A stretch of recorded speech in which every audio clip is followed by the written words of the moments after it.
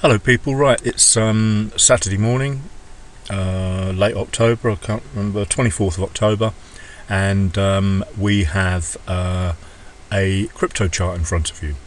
So this morning I decided to just do a simple chart with H4 levels on it. Apologies for all the lines, and I'm not going to do the chart again, but what you need to see is well, we can zoom in on the H4. Clearly see you've got a massive H4 uptrend going on here, and this line, this descending trend line, was drawn on the lower time frames obviously, and so were, well, all the small ones were.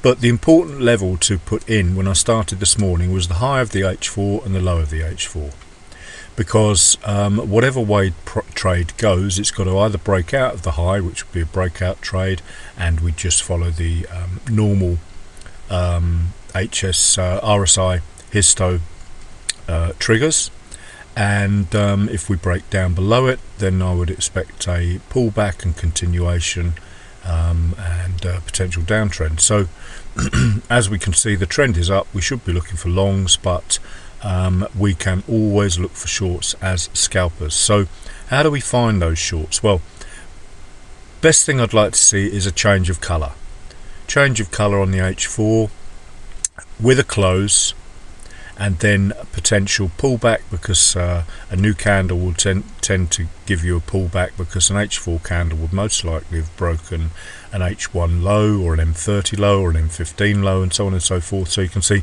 those lows are support levels that tend to be tested as resistance. Think about that. An H4 candle, especially a big H4 candle, you know, one that closes somewhere near the bottom of this one, will have almost certainly closed below support levels, as such would potentially give us a pullback, then a continuation. If the candle is big enough and the gap between the support levels is big enough, then you can trade the pullback. Okay, so you know, that is my belief. That is how I trade: breaks of support and resistance, retests, tests and retests, and that is all covered in the lower time frame 1 minute, 5 minute trends. Every trend works the same way, whether it's a 1 minute trend, an hourly trend, an H4, daily, weekly, monthly, whatever. In my opinion, it's the fractal nature of the markets. So getting back to this trade, we're now on the H1. H4 I would like to have ideally seen turn red, as I said, but not to worry, because H1 will give us a heads up, as it were. H1 has turned red. This is well, 9 a.m., 8, 7. That was 7 a.m. So at 8 a.m. the bar closed red. Then as you can see, we had by the looks of it, a small spike back. That's what I'm talking about, the pullback. We've broken some sort of M30, M15 in here, had a pullback, so we've closed red, pulled back, continued down. So that's what we trade: pullbacks, tests and retests. So this has turned red. Obviously then I am looking for shorts, continuations of this red move. So next step down, M30. Now we can clearly see the M30 has created a big candle here, closed through all these support levels, and look what happened. And I didn't set this up like this. There's the pullback that I just talked about. Big candle, pullback, continuation. And this happens with such regularity that it can be traded. And that's why you don't see me drawing 4-hour charts with all these Gann and Gartley patterns and you know, I don't know, Fibonacci's and various trend lines and VWAPs and God knows what else. I don't need to. All you need to do is study candles. Please believe me when I say that. All you need to do. All of this has been traded as a result of an H4 candle breakout, an H1 candle turning red, an M30 candle doing its stuff, and then as we get down the time frames, you know, an M15 candle broke through the 20, the minus 20 on the RSI. What is that telling us to do? We've got momentum to the downside. We have broken the ascending trend line here. You can call this a wedge if you like.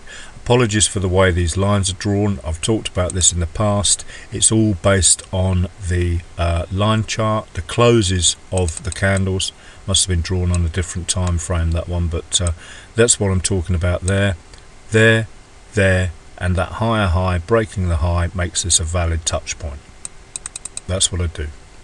So this one we could tidy up and put there, but it would have been drawn on a different time frame, and this one we can tidy up and sort of join those two levels there. So we've broken through support, come back to test it. If we look at the candlestick, here's the lows here of the candles, and we've come straight back to test it as a result of that break, pullback, continuation. So that was my trade, 13 pips net of spread. That's why it had to go all that way down, because the spread is 9 pips at the moment on this, so it wouldn't close. So always be aware, if you're going short, you have to add the spread to your take profit. So in other words, if you want it to hit there, then you put your take profit up here. Otherwise you will just push down to it and then pull back, and you will potentially get a losing trade. So that's it, guys. Crypto trading using the RSI.